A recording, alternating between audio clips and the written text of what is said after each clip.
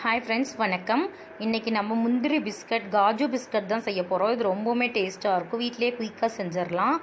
ரொம்பவே சுலபமா செஞ்சிரலாம். இந்த பிஸ்கட் எப்படி செய்யலாம்னு பார்க்கலாம். சேனலை இப்போதான் ஃபர்ஸ்ட் டைம் பார்க்குறீங்கன்னா சப்ஸ்கிரைப் பண்ணிக்கோங்க. பக்கத்தில் இருக்க பெல் ஐகான் நோட்டிஃபிகேஷனில் ஆளுங்கிறதையும் கிளிக் பண்ணிக்கோங்க உடனடி நோட்டிஃபிகேஷனுக்காக.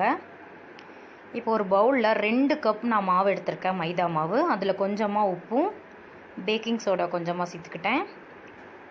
ஓமம் கொஞ்சம் ஒரு 1/2 ஸ்பூன் போல் ஓமம் கையில் போட்டு நல்லா கசக்கி இந்த மாதிரி சேர்த்துக்கோங்க. 1 ஸ்பூன் நெய், அதுக்கப்புறம் சர்க்கரை 2 ஸ்பூன் மிக்சியில் பவுடர் பண்ணி சேர்த்துக்கோங்க. அது பார்த்திங்கன்னா அந்த பிஸ்கட் லைட்டாக ஸ்வீட்டாகவும் இருக்கும். தண்ணி ஃபுல்லாக ஊற்றாமல் லைட்டாக தெளித்து நல்லா மாவு கெட்டியாக பிணைஞ்சிக்கோங்க. நல்லா ஒரு சப்பாத்தி மாவு பதத்தில் இருக்கணும். தளர்வாக இருந்தால் பிஸ்கட் கரெக்டாக வராதுங்க. இடையில விட்டு அந்த மாதிரி போட்டு பிணைஞ்சிருங்க. ஒட்டுக்கா தண்ணி தெளிக்காமல். இந்த பிஸ்கட் நம்ம ஸ்டோர் பண்ணி வச்சுக்கலாம், எவ்வளோ நாளாலும் கெட்டு போகாது. நல்லா ஒரு திக்கான மாவாக பிணைஞ்சி வச்சுக்கலாம். இதில் நம்ம எக் வேறு எதுவுமே ஆட் பண்ண போகிறதில்ல. மைதா, பேக்கிங் சோடா, உப்பு, நெய், அப்புறம் அந்த இது ரொம்பவுமே டேஸ்டாக ஃப்ளேவராக இருக்கும்.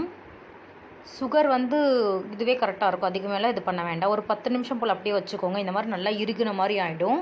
இப்போ நான் கவுண்டர் டாப்பில் தான் பண்ண போகிறேன். இந்த இடத்துல லைட்டாக மைதா மாவு போட்டு ஸ்ப்ரெட் பண்ணிவிட்டு இதை நல்லா கொஞ்சம் டார்க்காக விரிச்சிக்கோங்க. சப்பாத்தி மாதிரி இல்லாமல் பூரி மாதிரி இல்லாமல் இன்னும் கொஞ்சம் டார்க்காக இருக்கணும். ஒரு 1/4 இன்ச் மொத்தமாக இருக்க மாதிரி வச்சுக்கோங்க. இதில் நம்ம அந்த மூன் ஷேப் கொண்டு வந்துக்கலாம். இதுக்கு ஒரு மூடி தான் எடுத்திருக்கேன். இந்த மாதிரி மருந்து மூடிலாம் இருக்கும் இல்லைங்க, இந்த மெட்டீரியலில் கண்ணாடி, பிளாஸ்டிக் எடுக்காதீங்க, இரும்பு ஸ்டீலில் இருக்கிற மாதிரி எடுத்துக்கோங்க. அப்போ தான் நம்மளுக்கு கட் பண்ண கரெக்டாக வரும் ஷேப். இப்போ பாருங்கள், இது போல் நம்ம டக்குன்ட்டு கட் பண்ணிடலாம். ஃபஸ்ட்டு கட் பண்ணும்போது கஷ்டமாக இருக்க மாதிரி இருக்கும். போக போக நம்மளுக்கு சுலபமாக வந்துடும். இதே போல் எல்லாமே நான் கட் பண்ணிக்க போகிறேன். பாருங்கள், ஃபஸ்ட்டு இருக்கிறது மட்டும் கரெக்டாக வராது. நமக்கு அதே போல் ஷேப் வைக்கும்போது ஃபுல்லாக வைக்காமல் அந்த கால்வாசியில் தான் அந்த மூடி வைக்கணும். ஃபுல்லாக வச்சா அந்த ஷேப் வேறு மாதிரி வந்துடும். இதே போல் நாம் எல்லாமே எடுத்துக்க போகிறோங்க.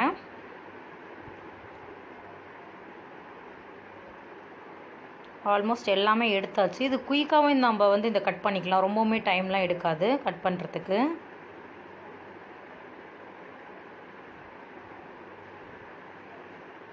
இப்போ பாருங்கள், நான் இதே போல் கட் பண்ணிக்கிட்டேன். எல்லாமே கட் பண்ணியாச்சு. இப்போ ஆயில் ஹீட் பண்ண வச்சுருக்கேன். ஹீட் பண்ண ஆயிலில் இதை சேர்த்துக்கலாம். இது ஒன்றோட ஒன்றும் ஒட்டாதுங்க. கடாய் இடம் பிடிக்கிற அளவுக்கு சேர்த்துக்கோங்க. இது நல்லா நம்ம லோ ஃப்ளேமில் வச்சு வேக விட்டுக்கோங்க.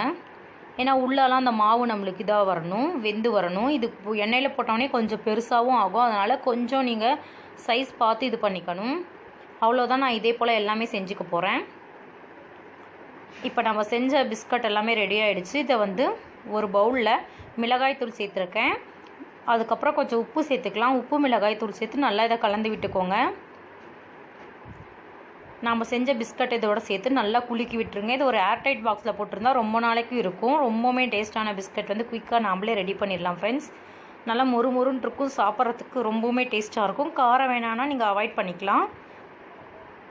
முந்திரி பிஸ்கட் கடைகளில் கிடைக்கிறது காரமாக கிடைக்கும். வீடியோ பிடிச்சிருந்தால் லைக் பண்ணுங்கள். யூஸ்ஃபுல்லாக இருந்தால் ஃப்ரெண்ட்ஸ் அண்ட் ரிலேட்டிவ்க்கு ஷேர் பண்ணிக்கோங்க. என்னோட மற்ற அப்டேட்டையும் செக் பண்ணிக்கோங்க. தேங்க்ஸ் ஃபார் வாட்சிங். Thank you so much.